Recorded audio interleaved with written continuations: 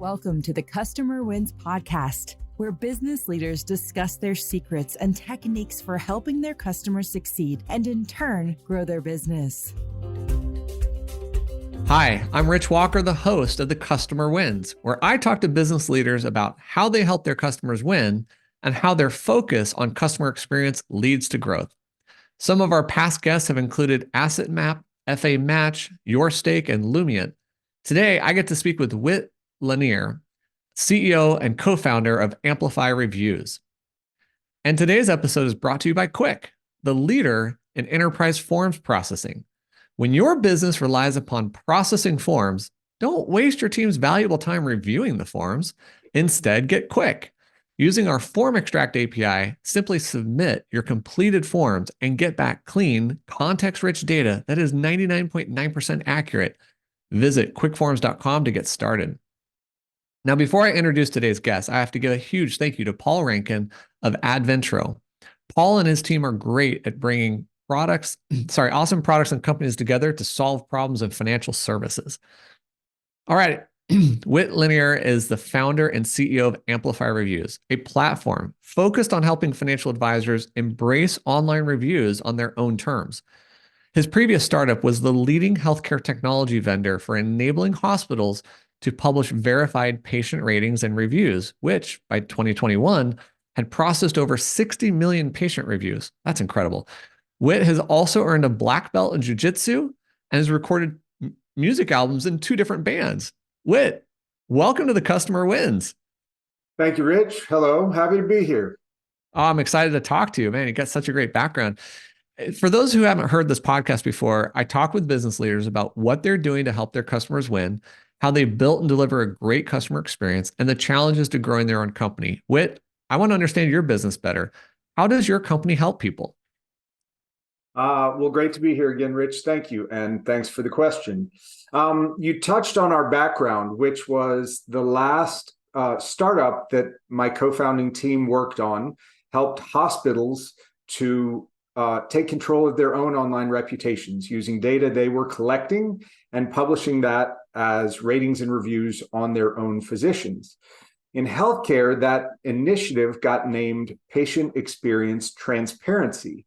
And once it got started, it caught on very quickly, so that now, if any of your listeners go to one of their local health systems and look up a doctor, there's a very good chance that hospital's own website will have ratings and reviews that the hospital has collected.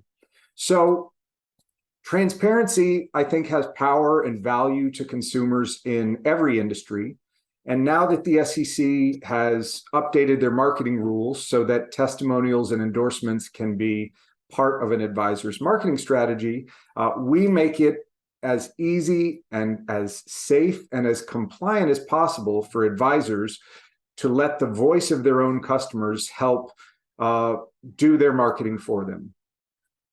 So there's so much in here because the complexity of privacy and regulation and also emotion come into mind here, right? So let's go to the emotion part.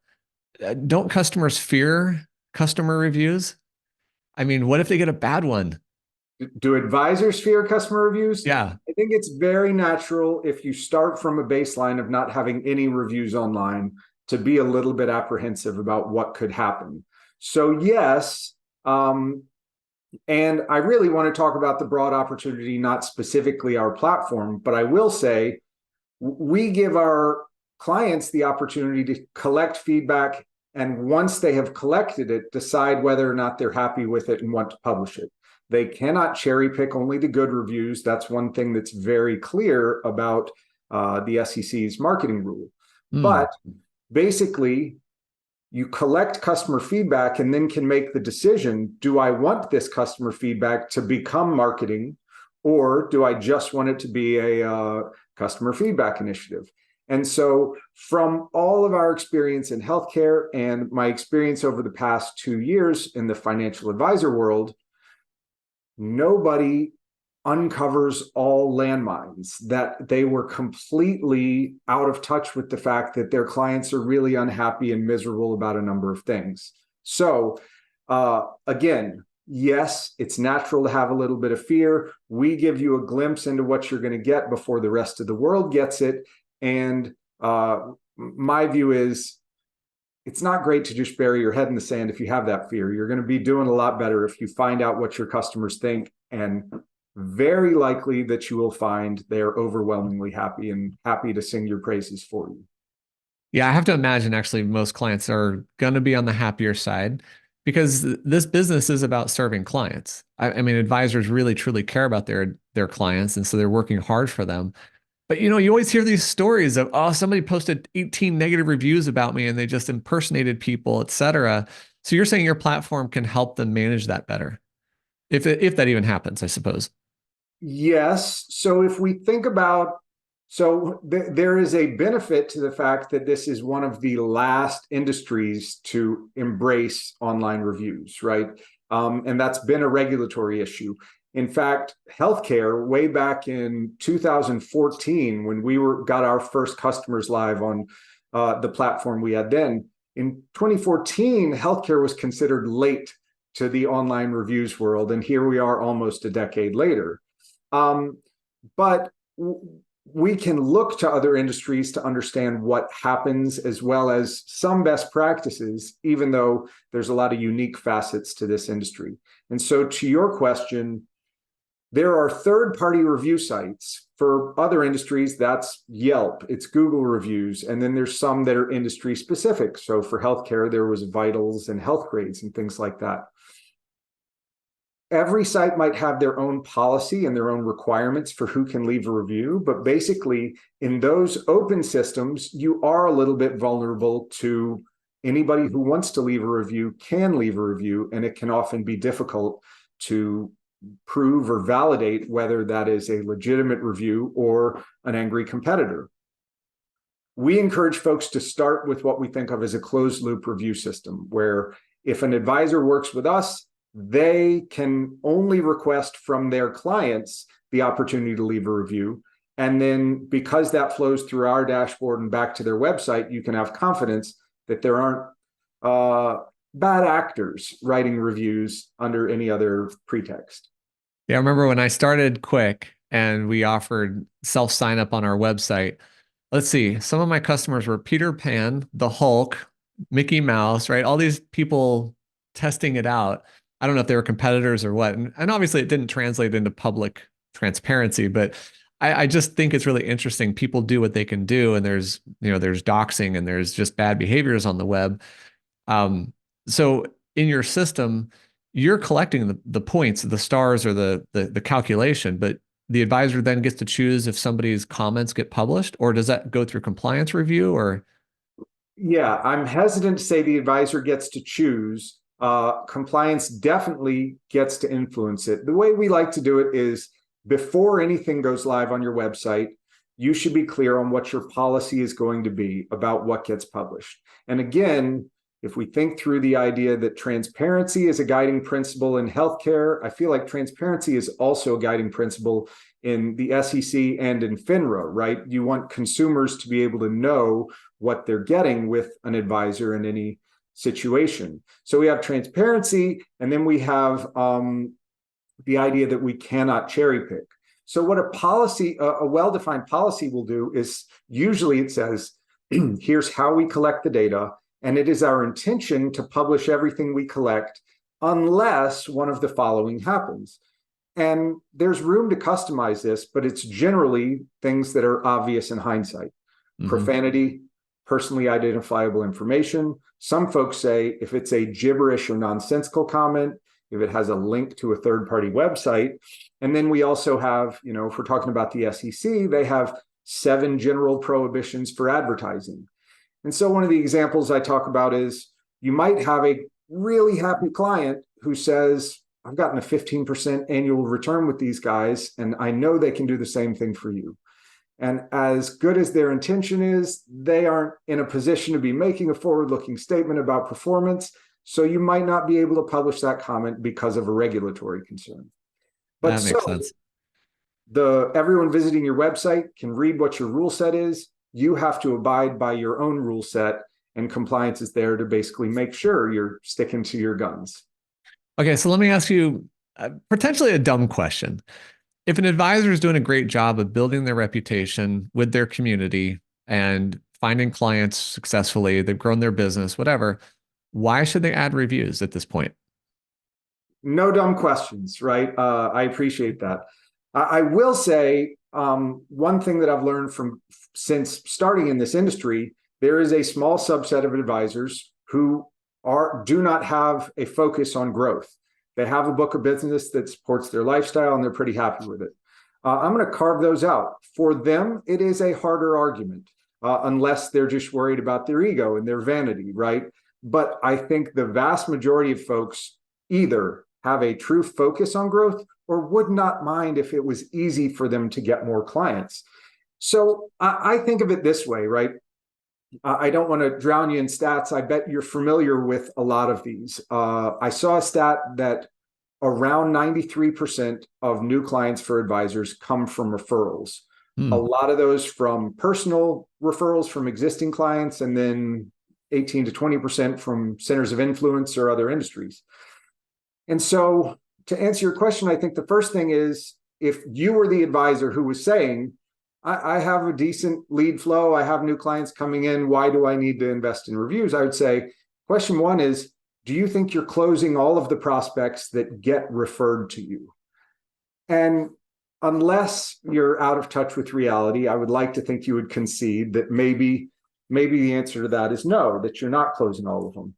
And so my view is, generating net new leads is a lot harder than converting the leads that have made it to your doorstep or that have become aware of you.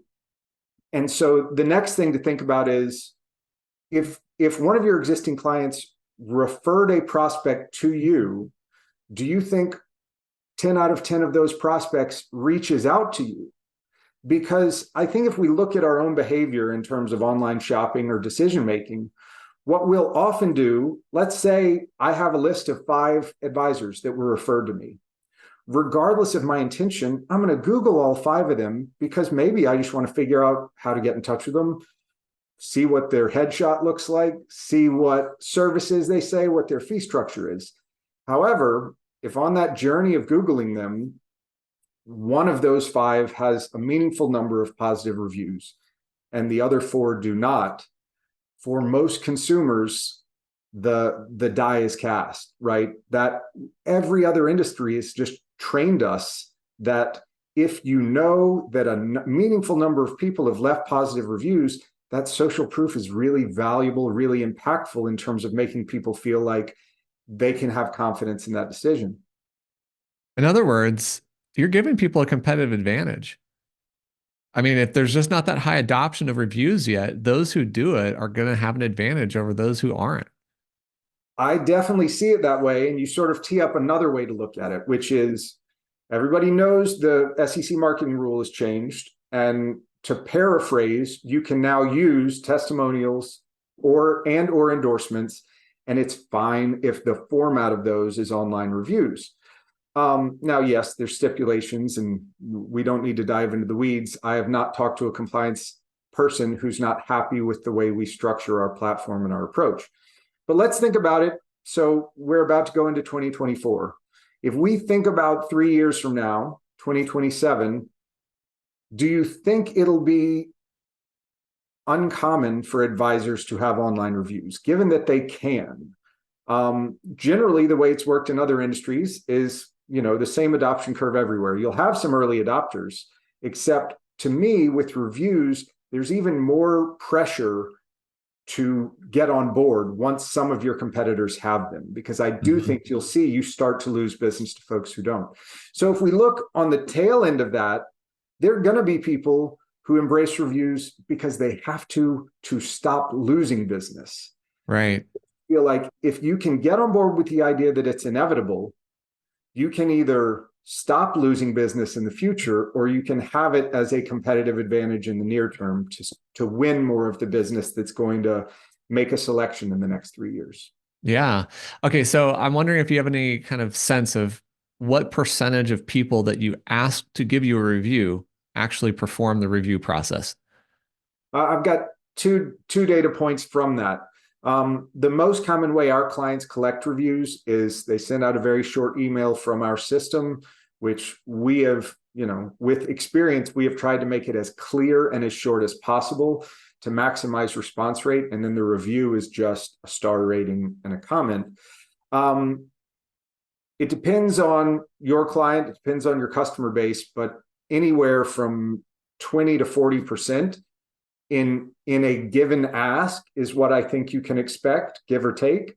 And then the other way of looking at it, sort of an industry statistic, just asking consumers, I think 72% of people say, I have left a review within the past year when I was asked to do it. And so you line those two up and know that you don't just get a single shot to ask for reviews. In any given ask, you may expect 20 to 40%. Advisors is sort of, and I'm sure you talk about this a lot on your podcast, it's sort of an intimate relationship, right? If your client is going to tell you everything about their finances and everything about their life aspirations, they're going to have to trust you a little bit. And I think anytime you have a trusted relationship, you're going to increase the likelihood that somebody's going to be willing to do a small favor for you, like writing a review. Yeah. So I know a lot of people use NPS score, Net Promoter Score, and that is the one that asks you from a scale of 1 to 10, how likely are you to refer this business out? And that's not exactly what you're talking about. You're talking about reviews, but the NPS score often goes out monthly or quarterly. So it's this constant thing. And if you get barraged with that as a consumer, you start ignoring it. How frequently or how pervasive or how do you stick this into the messaging? Like, is it like on the websites that used to say, follow us on social media? Now it's give us a review. What's the mechanism beyond just that initial email? Well, it's a great question. So one of the things that we like to explain to clients is if you have any existing process, we try and make it easy to incorporate our technology into your process. So very few of the folks that I speak with today do any survey that is like a customer feedback survey. If you do, you can leave that process in place and we can pull your survey data into our system and repurpose the most relevant rating for a rating and the most relevant comment for a review. But I think your question is maybe more if you're starting from scratch. And there's a number of ways we can do it. So to avoid cherry picking, we do encourage folks to ask every client at the outset. But if we use the math that we had talked about, maybe the easiest way to do it would be, let's say, we'll do it on a calendar year since we're almost to the new year. January, we're going to ask everybody. Let's say we have 100 clients, get 30 reviews. What we could do in April is ask the 70 who didn't write a review if they're willing to write one. Because yes, in an ideal world, you always want to have recent reviews coming in because consumers value recency in terms of being the most accurate reflection of the service they could get right now. But so you could reach out in subsequent timeframes to the non-responders of the initial ask. The other one that one of our clients does is they, throughout the year, try to have meetings with their clients, like regular check-in meetings. So they if they were starting in January, they do an initial outreach in January. And then on February 1st, they would say, who did we have an account review with during January? Those folks we're going to ask if they'll leave a review. And so they have a nice spread out throughout the year process where it's based on when they've had an interaction with the client. Yeah. So is it difficult or easy to automate this? I met somebody, I invested for the first time, and then trigger that survey to go out? Sure. Yes. So basically, again, if you think about our platform was initially designed for pretty large, complex organizations to leverage. So if we look at the hospital situation, they may have one person in charge of thousands of physicians. And so what we can do is that we have a number of types of integration we can do. The one that is sort of most broadly applicable is just an SFTP directory. So if our client can put a file in an FTP directory, we can go get it And that may be the client name and email address, or it may have more information that we need to trigger that outreach. Less complex or less sophisticated clients may have another way, but as long as whatever your process is can generate, all we really need is a name and an email address of whoever has had an interaction or a transaction over a given time frame. We can import or ingest that to trigger that outreach email. Wait, thanks for going so deep on this, because I don't usually go so deep on the tech or how the product works. I just find this fascinating that you're bringing something to market that wasn't here before. And it's weird that it takes so long in financial services for products to catch up or tech to catch up.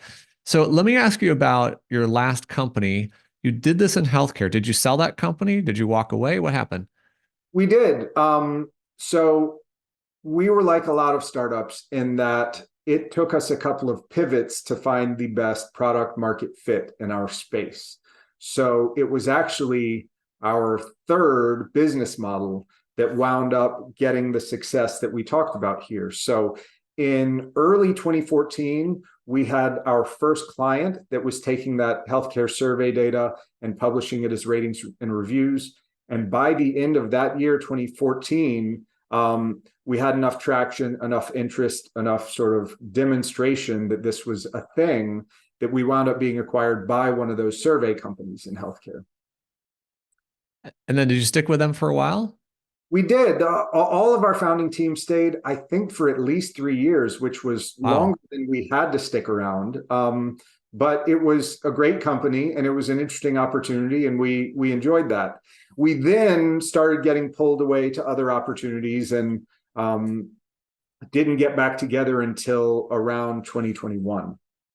Okay, so here's maybe the tough question, because I don't meet a lot of entrepreneurs who start the same business more than once. I mean, unless it's like a franchise or something, but Right. why do I look, forgive me, because looking at your business, I think it's brilliant. I think it's awesome. You've identified a market that needs this, but why do this again? How are you not bored of this?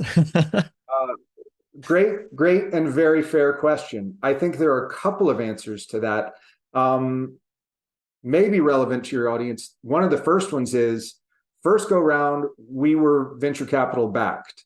And so the mood and the vibe and the trajectory of that company was somewhat typical of what you would see in somebody who raised a healthy amount of VC and had the pressure that comes along with it. It also, as I'm sure you know, as an entrepreneur, if you don't have an appetite to make a lot of mistakes on the way, then it's probably not for you. So we definitely had bumps in the road, highs and lows, everything on the roller coaster you could expect.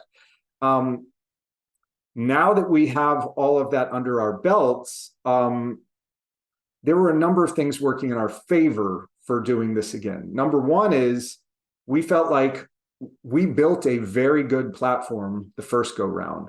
And in rebuilding it with the wisdom of 7 or 8 years of experience, we could eliminate the mistakes that we made the first go round, make a few improvements, and then really look at, you made me want to say this earlier, a lot of people, when they hear what our business is, and maybe you had the same reaction, think it sounds like a feature, not a company, right? And what I tell people is that, yes, our functionality is narrow, but it is surprisingly deep, as evidenced maybe by the first part of our conversation today.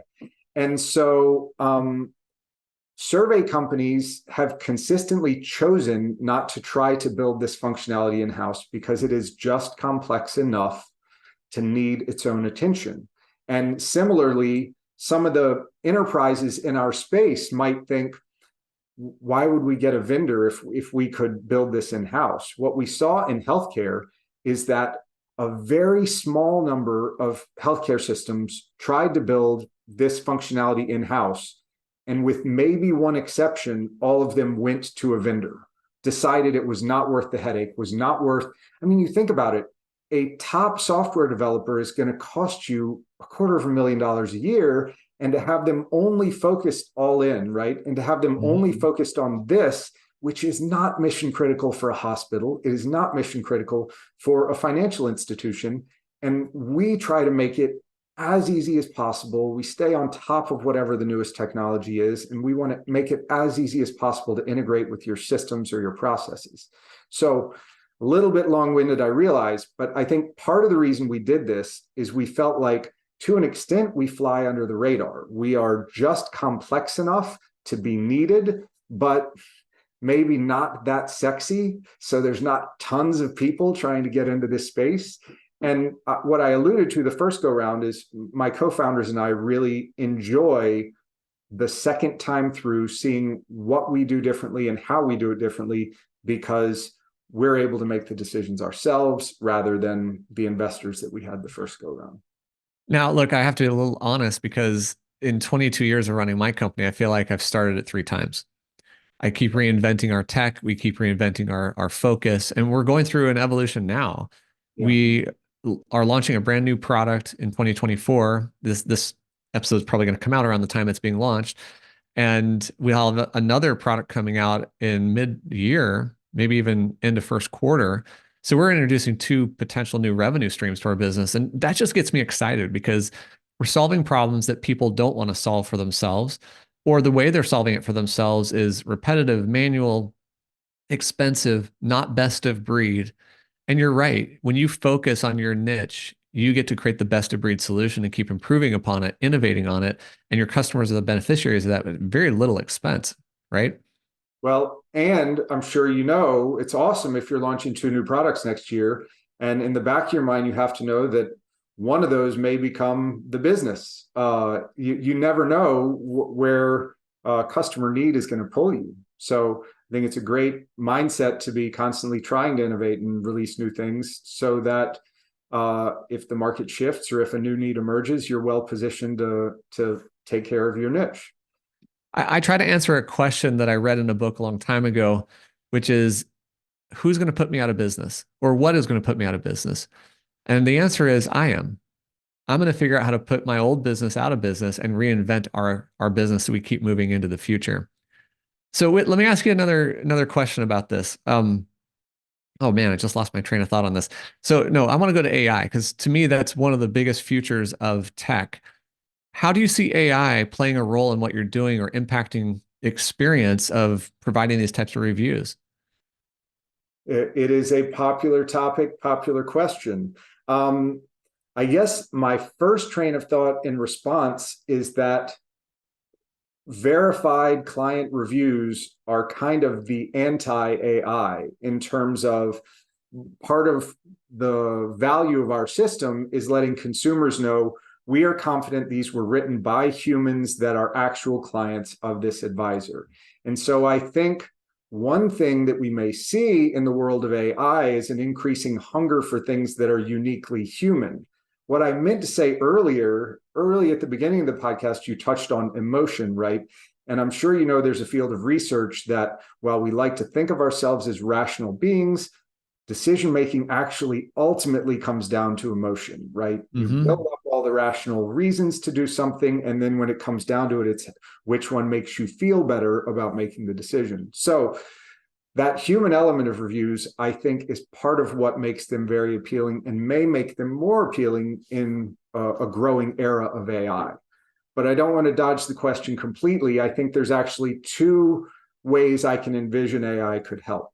One is, down the road, when advisors have a meaningful number of online reviews, AI could do a great job of summarizing the themes of what you see in those reviews, so that a consumer wouldn't have to read every single one of those reviews. They could see this advisor gets high marks for divorce, retirement, working with tech companies, and is lacking in this area. Which I think could be really valuable to users. And I think Amazon may already be doing that today. And then the other one, honestly, is maybe less so for our solution in our main use case, but I think AI could probably do a good job of detecting if reviews were written by AI as a whole body of reviews. And I think consumers would find a lot of value in that as well. But I'd come back to saying, at its core, social proof and client reviews are a uniquely human element, and that is a big part of where their value comes from, is I can see this is a very capable advisor. I can see very clearly this is a capable advisor. How does it feel being a client of those two? And that's what I think reviews help people see. So I have this crazy notion that 10 years from now, we won't give reviews, we'll give sentiment. The AI is going to watch us and feel our emotion and just say, oh, this is how you feel about this product. That is fascinating. Do you know the psychologist Paul Ekman? I don't know. No. You would have heard him from Malcolm Gladwell's book, Blink. I actually thought the little sliver about him was so interesting, I went and read his book. His specialty is coding emotions from facial expressions. So it's fascinating, but it also makes it seem like your crazy idea is theoretically possible if you get AI trained up enough on the micro expressions that we see in different people. Yeah, for sure. Man, I'm really enjoying this conversation, but we're gonna have to wrap this up here in a minute. Before I ask my last question, what is the best way for people to find and connect with you? So the company is called Amplify Reviews. We've got the .com domain for Amplify Reviews. You can find me on LinkedIn. My name, Whit Lanier, is pretty Googleable. So any which way you find me, I'll be happy to hear from you. Awesome. All right, so here's my last question. Considering this is your first company in the financial services world, who's helped you the most to enter this arena? It's a great question. And yes, it's been interesting. You know, I've had enough of a career that I have a nice network, and a lot of them are in other industries. So I will say, being new to the industry, it's funny. There's one networking group that I consistently attend their events, and it's a little bit surprising. It is called Females in Finance, and they are still a very open and welcoming community to anybody who wants to join that community. So the woman who started that organization is Cheryl Hickerson. I spoke with Cheryl over a year ago, the first time, and just rattled off her head, here's, I don't know, five plus people that are the best people for you to talk to. And so despite what I think is a good network, I was a complete stranger to these people. And, you know the way networking works, those parlayed themselves into a bunch of great introductions, into a bunch of great opportunities, and a meaningful amount of the revenue that we had. In fact, I didn't think about it right at first. Paul from Advintro is how I met you, and Females in Finance is how I met Paul's partner, Wim. So nice. I have to give Cheryl a shout out for the organization she's built and the value that she's helped me get in terms of starting my financial advisor specific network. Well, and now you're actually bringing awareness to the concept that a women's group doesn't necessarily mean it has to be a female only membership. Yeah. And you can set yourself apart. That's great. All right. I want to give a huge thank you to Whit Lanier, CEO of Amplify Reviews, for being on this episode of The Customer Wins. Go check out Whit's website at amplifyreviews.com. And don't forget to check out Quick at quickforms.com, where we make processing forms easier.